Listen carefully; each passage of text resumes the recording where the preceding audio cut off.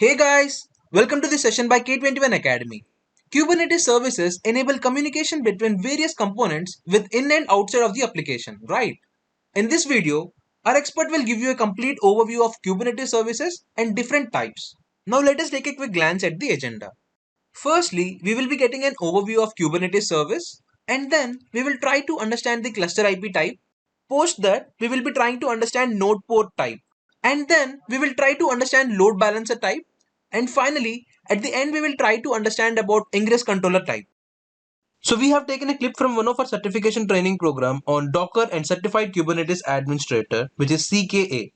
In this clip, our expert will give you a complete overview of Kubernetes services and different types. Hello and welcome to this video.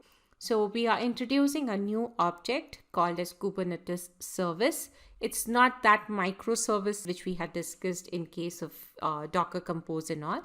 Service here is like a abstraction which is given on top of the pod. It's a logical entity, doesn't exist. It is just virtual thinking that we are giving a IP address. So we are just allocating one IP address and we are making that IP address as a static IP address. When we think about containers and pods, container is a Linux process which we had seen in the Docker level, that it is a Linux process and it has some resources associated with it. And you can kill a process, you can stop a process.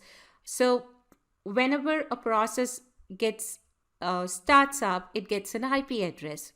But if I say that there is no process running and I just book a IP address, that means it's just a simple allocation of the IP address and nothing is going to restart, stop or get recreated that the IP address would lose and it'll get a different IP address altogether. So pod is not having a static IP address because it is a process. We can kill a process, we can stop a process, we can delete a process, we can recreate a process. IP address changes that time.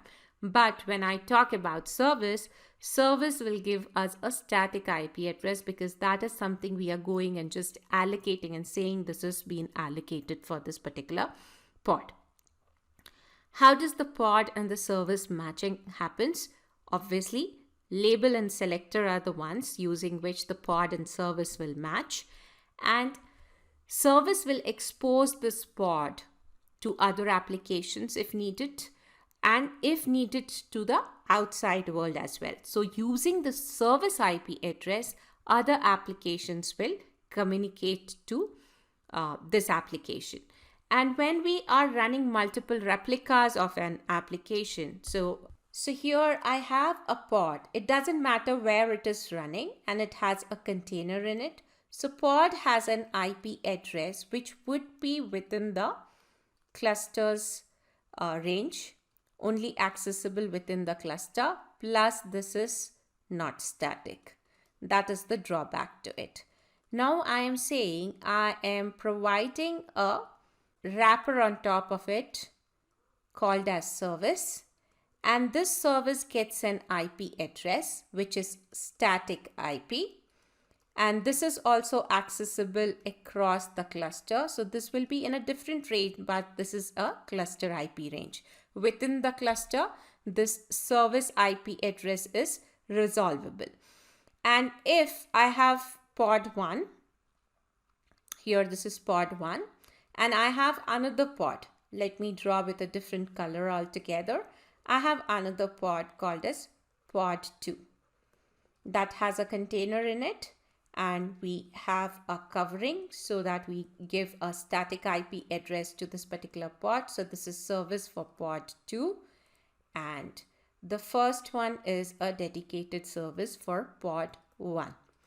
Now when the communication has to happen, it would happen from the pod's IP address container's port number, correct? It will go to service IP port number, and from there it will go to the other service, and here on this service pod 1's IP address, okay, with a port number combination packet would arrive.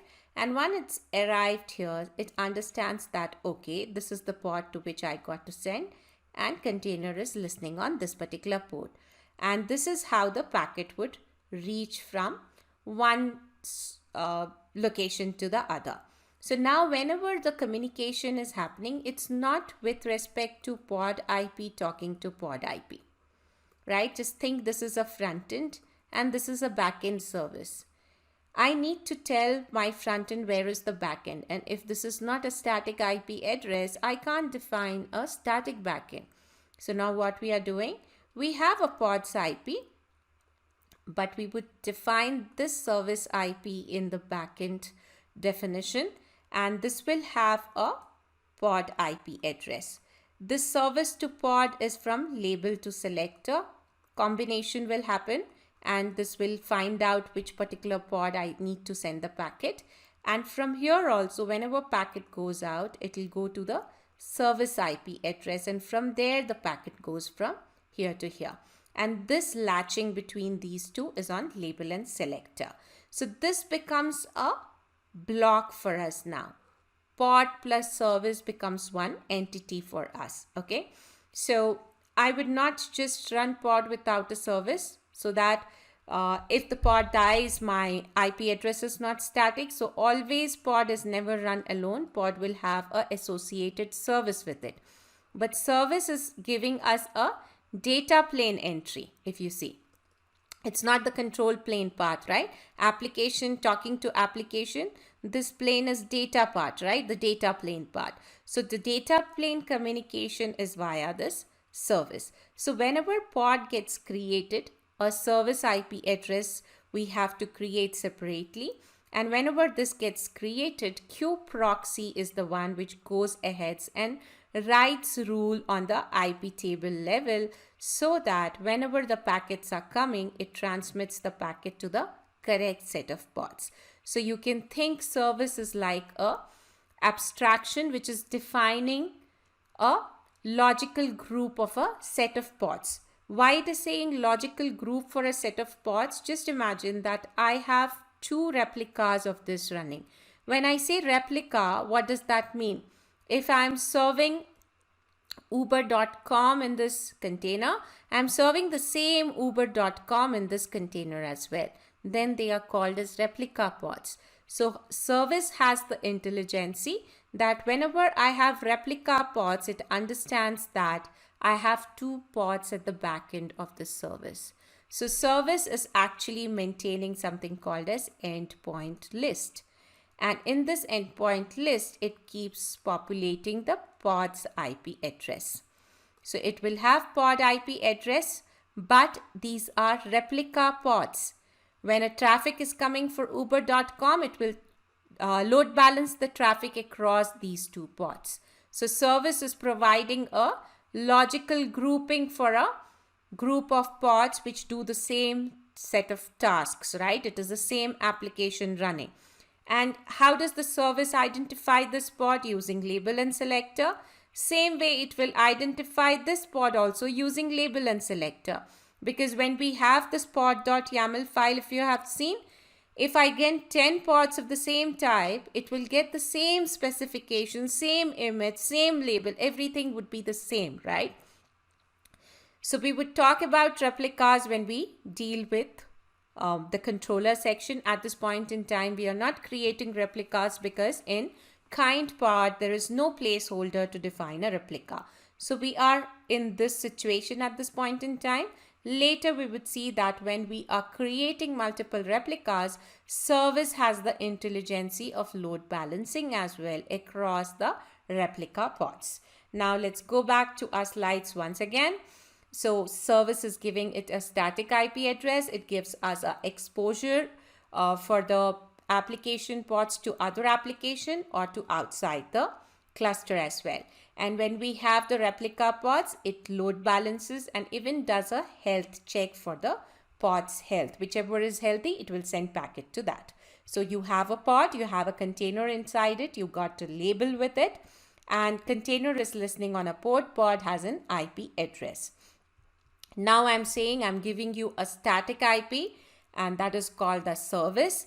And service is one service, one type of pods. If I have 10 replica pods, all together will come in the same service, okay? But if I have a DB pod, I have an Nginx pod, I have a Redis pod, they will have their own associated services. One service can't send traffic to other type of application. It has only intelligency to select a specific label. Redis pod and Nginx pod can never have the same label, right? So Redis pod will have its own Redis service. Nginx pod will have its own Nginx service. So this is my Nginx service. This is my static IP address for that. So let's see if the pod goes off and it comes back, it will retain the same label. And with that label, service identifies what is the pod's new IP address and it can send the packet. Now let's understand there are different types of services depending on whether I want to expose my application within the cluster or outside the cluster. I can classify my service into different categories. If I want my application only to be accessed within the cluster, then I create a service type called as ClusterIP. And in that, my pod is only exposed within the cluster. It gets a IP address which would be in the ClusterIP range. It can talk to applications only within the cluster. It doesn't have any external connectivity. So if you see, you have a pod, you have a container in that, pod has an IP address. You're creating a service and that gets an IP address within the ClusterIP range. I have another pod called as pod B and I have a service B for it, which has an IP address which is accessible only within the cluster. So they both have a cluster IP type of service. Now when the packet goes, it will go like this. It will go from the pod IP to the service and to service B's pod B service to the pod B's IP address. So Nginx is talking to its Redis backend in this way. So cluster IP is the type with which you can expose your application within the cluster. If you see, my Nginx is in worker node 1, my Redis is in worker node 2, still then they can communicate because this IP address are resolvable within the cluster. It is in a range in which the complete cluster nodes can understand. They can resolve where exactly it is running. So this is cluster IP type of service. We have another type of service because for some application you would wish to expose that application outside the cluster. So in that case you would be creating a service type called as NodePort. If you remember, we had host port type of network, host port network in case of Docker. What we did, we had a container and I wanted to communicate outside the node. At that point in time, I tagged to a port number on the host. Same way we would be doing that. We would expose the pod outside the cluster. Pod will get a IP address range of the cluster IP range. The service which we say as kind type NodePort, that will also get a IP address of cluster IP range. But when I want to expose it outside the cluster, I want to provide external connectivity. What we do, we say type as NodePort. As soon as you say type at NodePort, on that particular node, it will get a port number.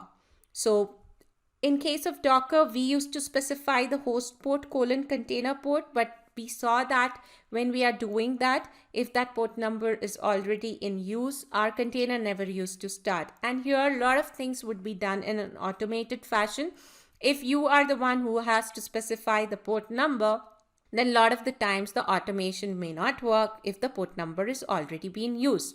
So we are leaving that responsibility to Kubernetes to assign us a port number on the node, which is an empty port, a port which is free.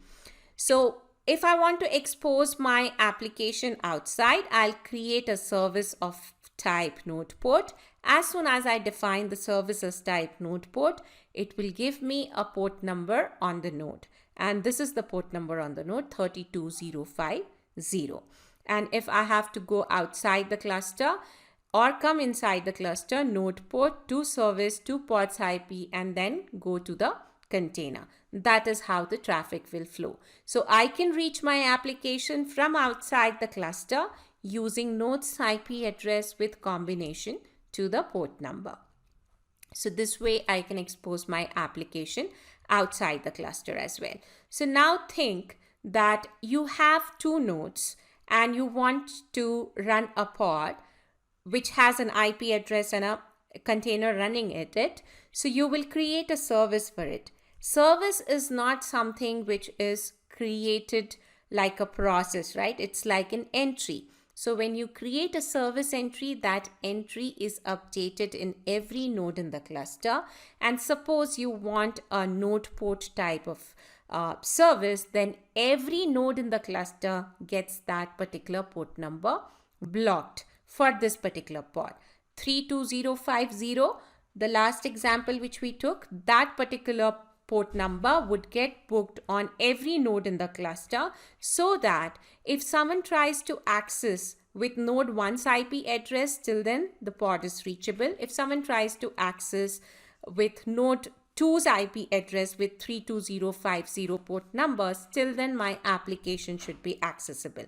And in future, if I want to scale my pod to a different node, if I say replicas is equal to 2 in my controller, it will go ahead and create, and it will look for high availability. So it will never create two replicas on the same node. Rather, the second replica would get created on the second node in the cluster.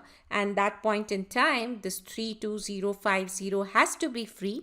And that is the reason we keep that particular port number booked in every node in the cluster, because in the beginning you never know that you're going to scale, and you may get placed due to scaling or due to recreation. At any point in time you may get created on any different node as well.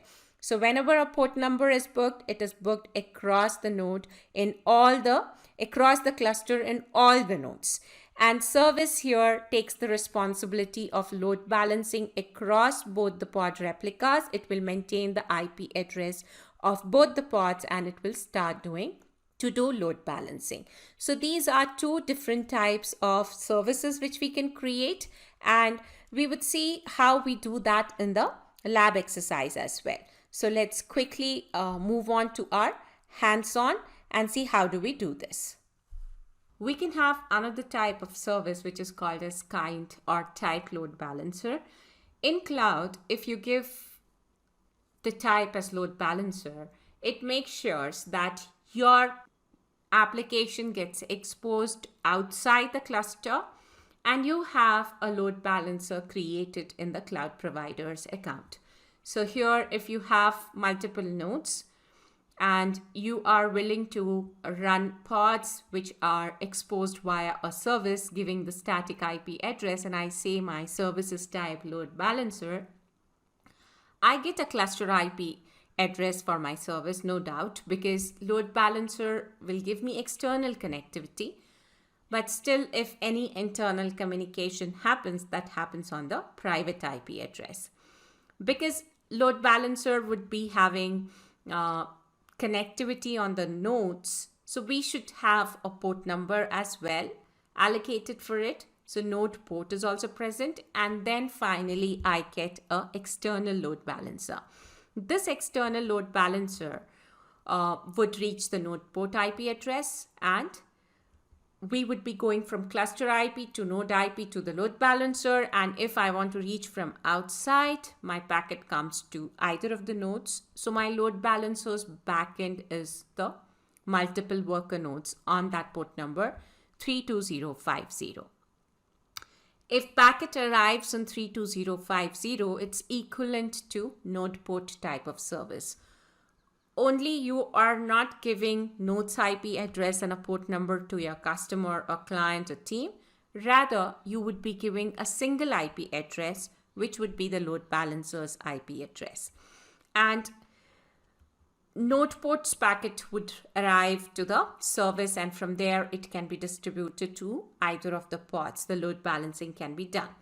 And in case my load balancer is sending to any other node, because of the load balancing which is configured in the load balancer itself, my packet gets routed to the pod wherever inside the cluster it is existing. Difference here that you get the node port, you get the cluster IP, but you have an external load balancer created, which helps us in providing a DNS name or a single IP address, a single point of contact for my team or the client. In case of NodePort, I had to individually give this IP address and the port number, but here I would give a single IP address. If one of the nodes is not down as well, that's the responsibility of this load balancer, that it does the health check of the backend systems and it removes the unhealthy backend. So load balancer will route our request to the healthy backend, which would be the healthy node in the cluster. And whenever packet reaches at 32050, it will get routed for this pod. If I have another pod, which has to be exposed with type load balancer type of service, I'll have another load balancer created and I'll get a different node port number, right? Suppose I have app 2 and it has got assigned 32051. So the other load balancer's responsibility is to forward the packet on the nodes in the cluster on 32051 port number. And whenever packet arrives on 32051, with the IP table rules and the service entry and all, we get to know which particular pod the packet has to be forwarded to. So here, what we are discussing, we have seen different types of services. First one was the cluster IP, second one was NodePort, third one was the load balancer. So if you say cluster IP, this is like getting a private IP address. If you say NodePort, you get a private IP address, but you get an external connectivity using node's IP address and a port number. And when you say load balancer type, you get both of them. And you get an external load balancer too. And external load balancer's work is to transmit the packet to the node port. From there, it goes to the cluster IP address. And from there, it finds out the pod's IP address. But I mentioned that as many applications I want to expose to the outside world, obviously this is not the preferred one. I would be creating a load balancer. And when I create several load balancers, it's very difficult to manage them. If I have 10 applications which have to be exposed outside the cluster, need external connectivity, I will have 10 load balancers. So solution to this is, these load balancers are layer 4 or network layer load balancer. If a packet comes, it can't open and check what exactly is being sent in the packet and where the packet has to get routed. But if we have layer 7 load balancers, which are also called as Ingress controllers, this controller, the word controller, don't get confused with it. It's not like a daemon set controller or a stateful set controller or deployment controller. This Ingress controller is just an application which has the capability of balancing the load or sending the traffic to the correct destination or the backend by looking into the content of the packet.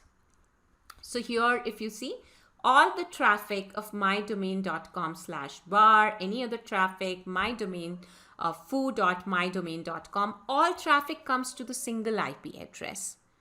This would be a layer 7 load balancer. Packet will come to all different types of packets are coming to the same endpoint. And this guy has an intelligence to understand, okay, if it has come from mydomain.com, I need to send to service 2. If it has come from foo.mydomain.com, I need to send it to service 1. If it has come from other, then I need to send it to service 3. That intelligence, when we get, that is called as an Ingress controller setup. So you will have a cluster, you will implement a lot of services. For each one of them, you would be setting up load balancer. That becomes a tedious job. A lot of effort is needed and cost associated as well, because these load balancers are cloud load balancers in a cloud account.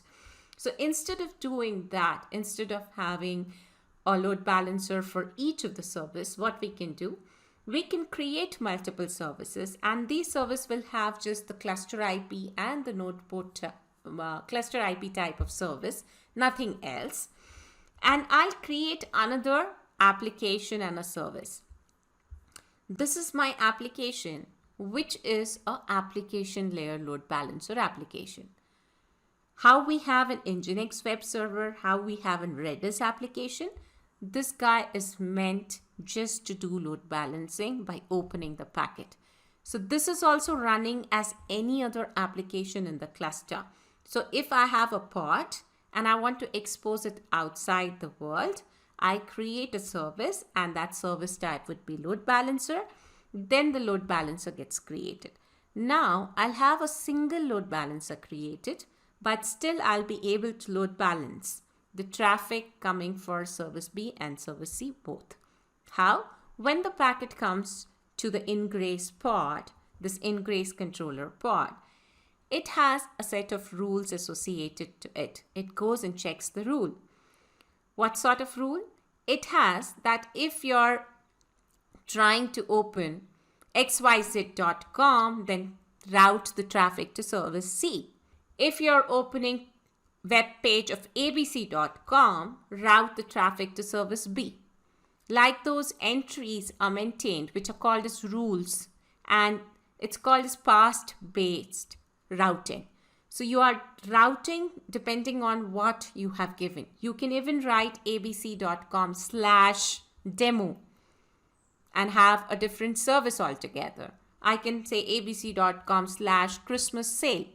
I can have an entirely different service which is showing a website for Christmas sale season. So this way, I'm decreasing my workload, right? I just have one single load balancer, and this is network layer load balancer or layer 4 load balancer. It can send traffic to the service of Ingress type of application, and this application has a kind Ingress associated with it where you can define your rules with respect to the services which you want to get routed for. And looking at this rule book, the routing of the packet does happen in the cluster. So any traffic which is coming, for which we have written the rules over here, like xyz.com, abc.com, all traffic will come directly to this pod, and from this pod it will go outside. So what exactly we are understanding?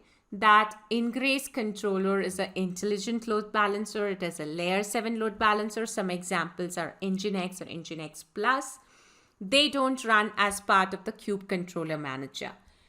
And with Ingress, you don't directly reach your application services.